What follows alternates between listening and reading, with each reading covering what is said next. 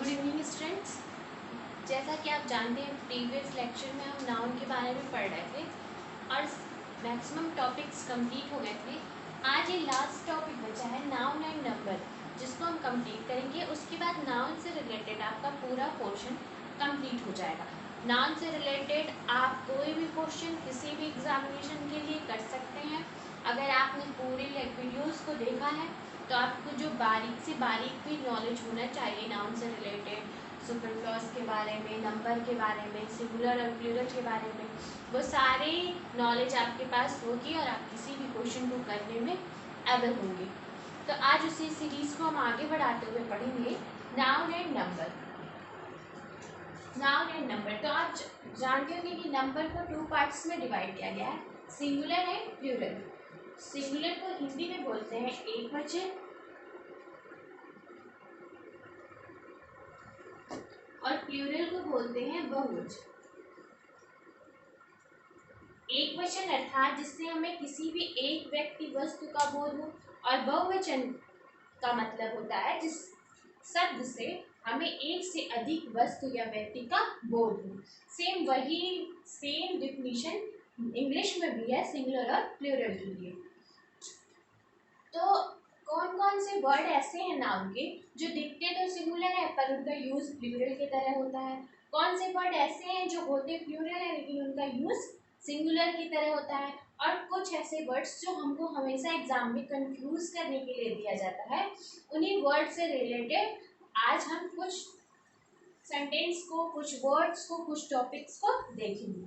तो फर्स्ट मैंने राइट किया है name of tools and instruments. जो इंग्लिश में टूल्स और इंस्ट्रूमेंट्स के नेम होते हैं, तो कौन कौन से ऐसे इंस्ट्रूमेंट्स हैं जो होते तो सिंगुलर है, जिनका वर्ब हम उनको प्लूरल की तरह यूज करते हैं। जैसे कि मैंने लिखा है सीजर्स। क्या है? क्या है? सीजर्स। स्पेकल्स। तो जो सीजर्स है या स्पेकल्स है वो तो एक ही होता है, लेकिन हम उसका यूज कैसे कर रहे हैं? प्लूरल की तरह यूज कर रहे हैं। उसमें एस लिखा हुआ है लास्ट में। अब ये एस हमने क्यों राइट किया है? एस हमने क्यों राइट किया है? जब सीजर, कोई एक सीजर के बारे में बात कर रहे हैं तो उसको सीजर्स क्यों बोल रहे हैं और उसको स्पेकल्स क्यों बोल रहे हैं? फिर नेक्स्ट वर्ड मैंने लिया है हैमर और स्क्रू ड्राइवर।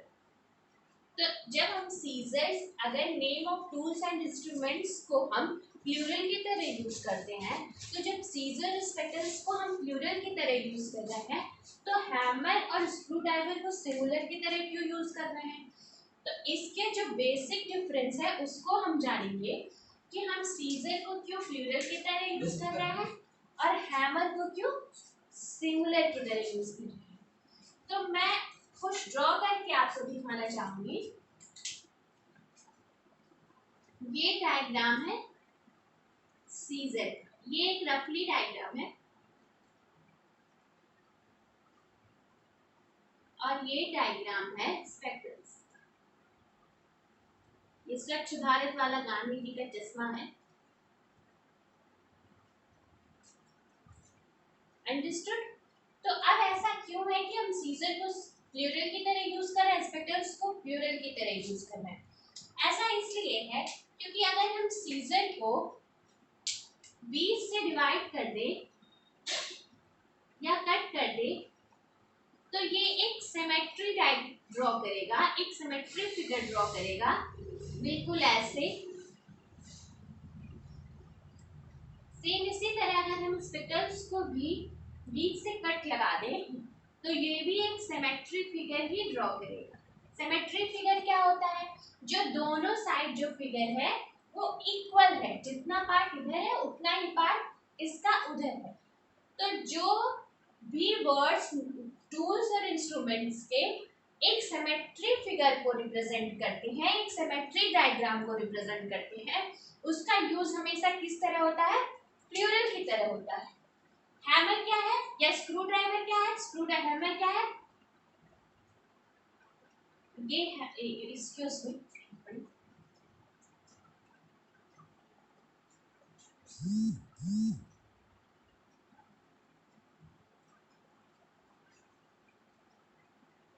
ये हैमर मैंने ड्रॉ किया,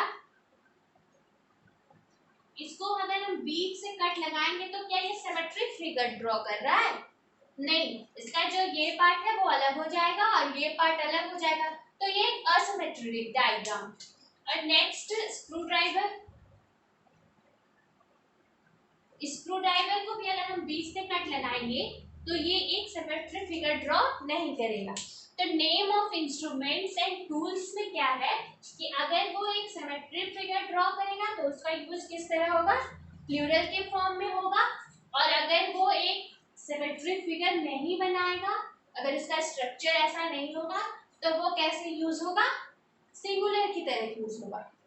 अंडरस्टूड? नेक्स्ट टॉपिक पे हम आते हैं, नेम ऑफ एसेसरी। क्या? नेम ऑफ एसेसरी, जैसे कि बैंगल्स, बैंगल्स हाथों में पहना जाता है, earring, shoes, socks, chappals, slippers and high heels. तो इसका यूज कैसा होगा? हमेशा एक प्लूरल की तरह यूज होगा।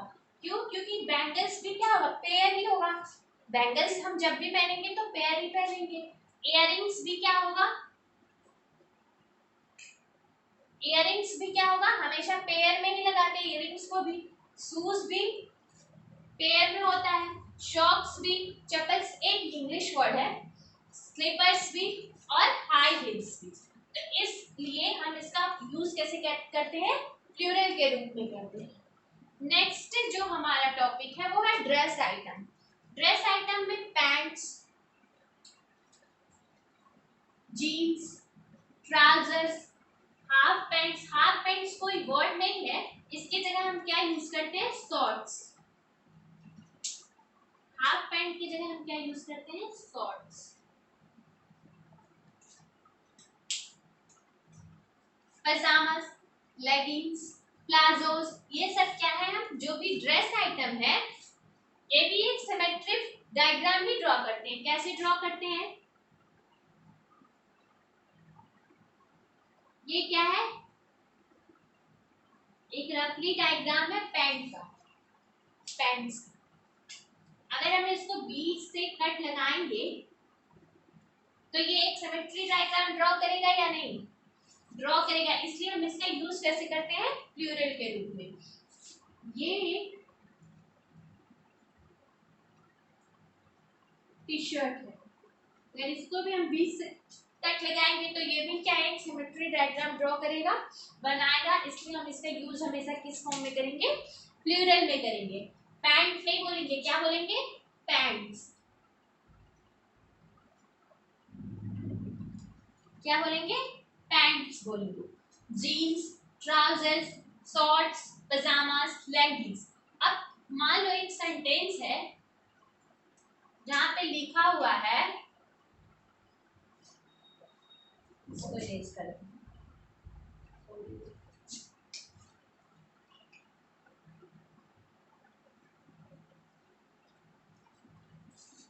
एक सेंटेंस है जो लिखा हुआ है,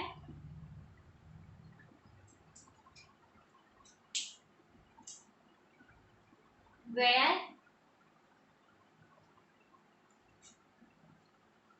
is or are my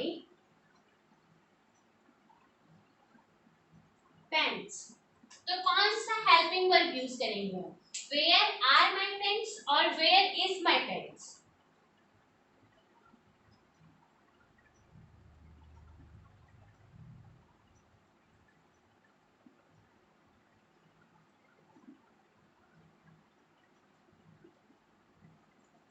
तो हम इसके साथ हेल्पिंग वर्ब यूज करेंगे are. Where are my pants. अब जब तुम सेंटेंस में ये बोलिए कि वेयर आर माय पेंट्स, तो ऐसा भी हो सकता है कि तुम कितनी पेंट्स ढूंढ रहे हो, कितनी सारी पेंट्स ढूंढ रहे हो। तो इसको हम सिंगुलर के रूप में रिप्रेजेंट करने के लिए इसके साथ एक वर्ड लगाते हैं जिसको हम बोलते हैं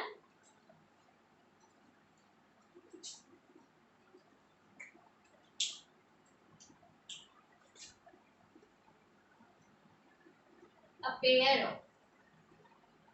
क्या बोलते हैं? Appear of. अंडरस्टूड।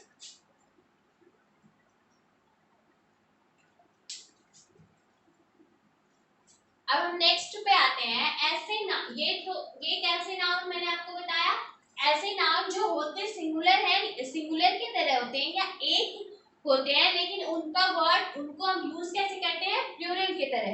क्यों प्लूरल की तरह यूज करते हैं, क्योंकि वो एक सिमेट्री डायग्राम ड्रॉ करते हैं, जिसमें name of tools and instruments हो गया, नेम ऑफ एसेसरीज हो गया और ड्रेस आइटम्स हो गया। नेक्स्ट हम आते हैं नाउन जिसमें एस और ईएस यूज लगा होता है, लेकिन ये हमेशा किस तरह यूज होते हैं, सिंगुलर की तरह। ये हमेशा किस तरह यूज होते हैं, सिंगुलर की तरह। और जब सिंगुलर की तरह यूज होंगे तो इसके साथ हेल्पिंग वर्ब भी कैसा लगेगा, सिंगुलर लगेगा। जैसे फर्स्ट है नेम ऑफ बुक्स, जैसे ग्लैमर्स हो गया, ट्रेवल्स हो गया। जैसे एक सेंटेंस हो गया, ग्लैमर्स ट्रेवल्स इज और आर इंटरेस्टिंग, तो मैंने आपको बताया कि नेम ऑफ बुक्स में यस और यस भले ऐड होगा, लेकिन उसका यूज कैसा होगा, सिंगुलर की तरह। तो हम इसके साथ क्या लगाएंगे, इज हेल्पिंग वर्ब का यूज करेंगे। जैसे बुक्स के नेम यहाँ लिखा है क्या, जैस्मीन, एलिडीन, three mistakes of my life. तो ये क्या है, जो भी बुक्स होते हैं उसके लास्ट में हमेशा एस या ईएस वो सफिक्स ऐड होता है, लेकिन उसका यूज हम कैसा करते हैं, सिंगुलर के रूप में। उसमें हेल्पिंग वर्ब कौन सा यूज करेंगे, सिंगुलर का। अंडरस्टूड। नेक्स्ट है नेम ऑफ सब्जेक्ट्स। जैसे कुछ सब्जेक्ट्स भी ऐसे होते हैं जिसके लास्ट में एस या ईएस ऐड होता है, लेकिन उन सब्जेक्ट्स को हम किस तरह यूज करते हैं, सिंगुलर की तरह। जैसे फर्स्ट हो गया पॉलिटिक्स, इकोनॉमिक्स, मैथमेटिक्स, एथिक्स। ये सारे सब्जेक्ट्स जिसमें एस और ईएस लास्ट में ऐड है, जो लगते तो प्लूरल है, लेकिन उनका यूज हम कैसे करेंगे, सिंगुलर के रूप में। जैसे मैंने लिखा है मैथमेटिक्स इज और आर इंटरेस्टिंग सब्जेक्ट, तो इज और आर किस हेल्पिंग वर्ब का यूज करेंगे हम, इज का। अंडरस्टूड। नेक्स्ट है name of disease. Name of disease measles, mumps, rickets, rabies, ये सब ऐसे नेम है डिजीज के जो लगते तो प्लूरल है, जिनके लास्ट में ईएस, एस और एस ऐड है, लेकिन इसका यूज हम हमेशा किस फॉर्म में करते हैं, सिंगुलर के फॉर्म में। नेक्स्ट है नेम ऑफ कंट्रीज और ऑर्गेनाइजेशन। कुछ कंट्रीज के नाम और ऑर्गेनाइजेशन के नाम भी प्लूरल की तरह लगते हैं, लेकिन उसका यूज हम किस फॉर्म में करते हैं, सिंगुलर के फॉर्म में। जैसे the United states, the United states में एस और ईएस लास्ट में ऐड होता है, लेकिन इसका यूज हम कैसा करेंगे, सिंगुलर के रूप में। The United nation, United Nations का भी यूज कैसे करेंगे, सिंगुलर के रूप में। अंडरस्टूड। तो हमने क्या जाना, कुछ नाउन ऐसे भी है जिसके लास्ट में एस और ईएस सफिक्स ऐड होता है, लेकिन उसके साथ हम सिंगुलर हेल्पिंग वर्ब लगाते हैं और इसका यूज सिंगुलर के रूप में होता है, जिसमें नेम ऑफ बुक्स है, नेम ऑफ सब्जेक्ट्स है और नेम ऑफ डिजीज है, नेम ऑफ कंट्रीज और ऑर्गेनाइजेशन है। नेक्स्ट हम जानेंगे, नेक्स्ट जो पॉइंट है हमारा वो है नाउन जिसमें एस और ईएस ऐड है, जिसमें एस और ईएस नहीं ऐड है, फिर भी उसका यूज कैसा होगा, प्लूरल के रूप में, और उसके साथ हम हेल्पिंग वर्ब कौन सा लगाएंगे, प्लूरल लगाएंगे। अब ऐसे कौन से नाउन है, तो फर्स्ट हमें 5P याद रखना है। जो 5P है जिसमें people, public, poultry, police and पेरेंट्री, ये जो 5P है इंपॉर्टेंट, वो हमेशा एग्जामिनेशन में देखने को मिल जाते हैं, और ये होते लगते सिंगुलर के जैसे है, लेकिन यूज इनका हमेशा किस फॉर्म में होता है, प्लूरल फॉर्म में होता है। अंडरस्टूड। और भी कुछ वर्ड है जैसे जेंट्री हो गया, इन्फेंट्री हो गया, ये सब भी लगते सिंगुलर है, लेकिन इनका यूज हमेशा किस फॉर्म में होता है, प्लूरल के फॉर्म में होता है। जैसे मैंने यहाँ एक सेंटेंस टाइप किया है, द पीपल हैज और हैव सीन ड्रामेटिक चेंज। तो क्या लगाएंगे हम, पीपल सिंगुलर वर्ड है या प्लूरल वर्ड है, तो जैसा मैंने आपको बताया, इसके साथ हम यूज किस वर्ड का करेंगे, हेल्पिंग वर्ब का, have. The people have seen dramatic change. Understood. अब नेक्स्ट हम बात करेंगे कुछ ऐसी फैमिली की जो हमेशा सिंगुलर के तरह ही यूज होती हैं, जो नाउन, ऐसे नाउन जो हमेशा सिंगुलर वर्ड की तरह ही हमें देखने को मिलते हैं, जिसमें पहला फैमिली है एज। पहला फैमिली है एज। जैसे यहाँ पे वर्ड मैंने राइट किया है, डैमेज, वीकेज, पोस्टेज, होमेज, लगेज, ब्रोकेज। तो ये ऐसे वर्ड हैं जो सेंटेंस में हमें कभी भी देखने को मिले तो हमें अपने माइंड को सेटअप करना है कि ये हमेशा किस फॉर्म में रहेंगे, सिंगुलर ही फॉर्म में रहेंगे। जैसे मैंने सेंटेंस यहाँ राइट किया है, द बैगेजेस आर पैक्ड। तो क्या ये करेक्ट है? ऐसे कंफ्यूजिंग सेंटेंस हमें एग्जामिनेशन में देखने को मिलता है, तो हम क्या इस सेंटेंस को कैसे करेक्ट करेंगे? The baggages are packed.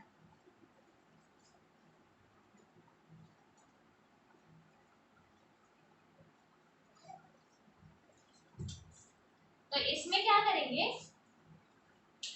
S को रिमूव करेंगे,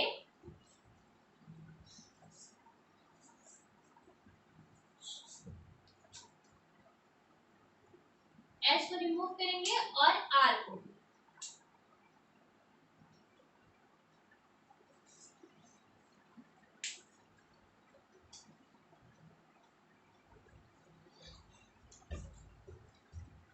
नेक्स्ट जिसमें आईएनजी सफिक्स ऐड होगा,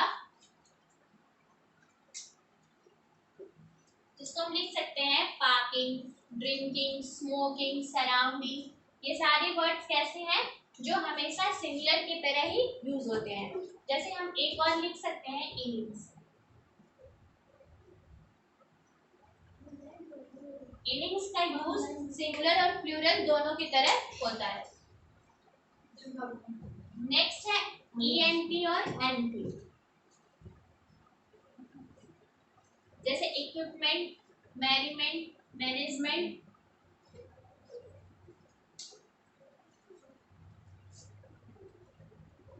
और टीएच और H, health, wealth, length, ERY, jewellery, scenery, pottery, imagery.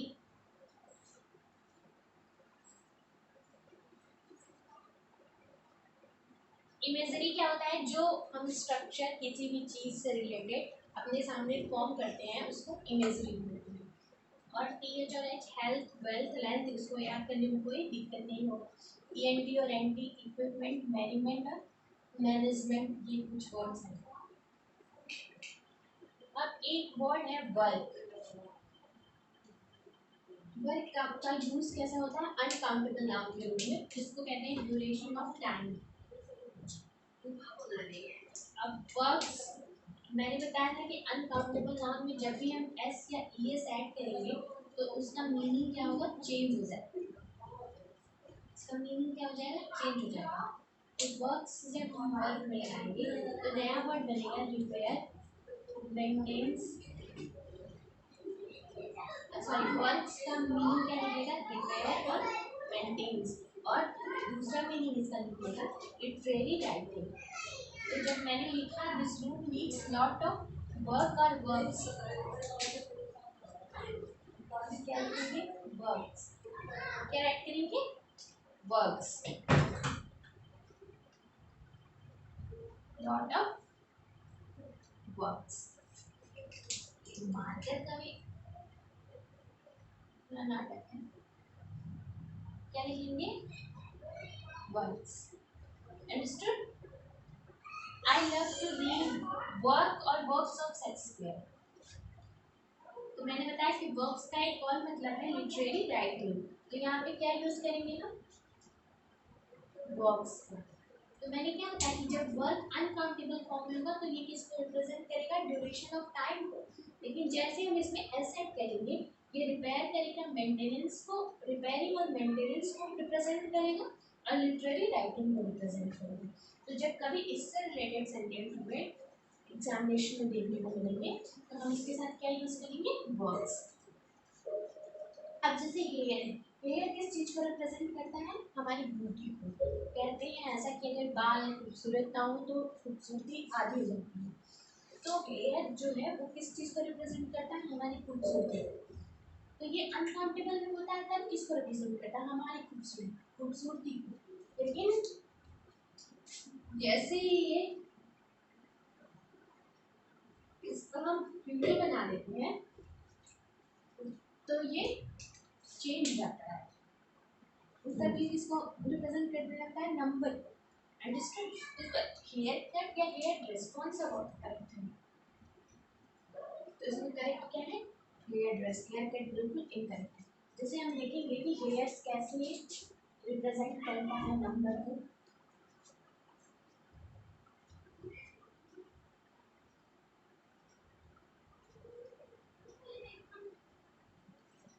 जैसे कोई है, अगर उसके बाल में कुछ बाल दूसरे तरह के आ जाते हैं, जैसे कि अभी ब्लैक है और कुछ दूसरे तरह के बाल आ जाते हैं जिसको हम जनरली वाइट बोलते हैं, लेकिन उसको वाइट नहीं हम ग्रे बोलते हैं। उसका जो करेक्ट फॉर्मेशन है जिसको हम यूज़ करेंगे उसको ग्रे बोलते हैं। तो जब उस तरह के बाल आ जाते हैं, ग्रे बाल आ जाते हैं, तो उस समय हम अगर एक सेंटेंस को राइट कर दें,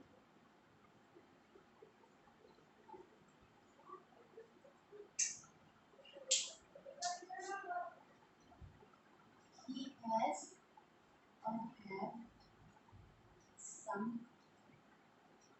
gray hair or hairs, तो क्या यूज करेंगे हम,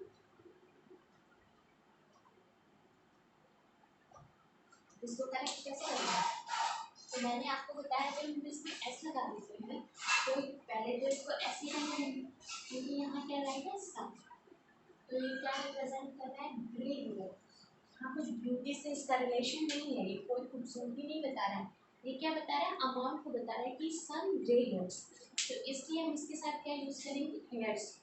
अब नेक्स्ट जो हम यूज करेगा इसके साथ हैज लगाएंगे या है लगाएंगे, ही हैव और ही हैज, इसके साथ हम किस वर्ड को यूज करते हैं,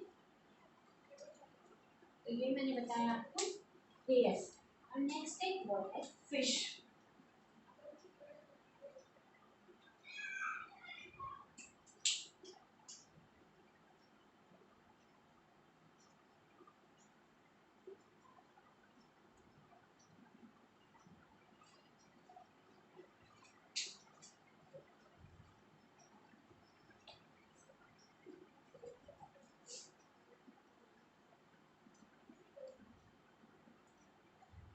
फिश, फिश को जब हम फूड आइटम की तरह यूज करेंगे, इसकी तरह यूज करेंगे फूड आइटम की तरह, तब तो ये फिश होगा। लेकिन जब हम इसको फिशेज राइट करेंगे, इसका मतलब क्या होंगे, हम स्पीसीज के बारे में बात कर रहे हैं, इसके बारे में बात कर रहे हैं स्पीसीज।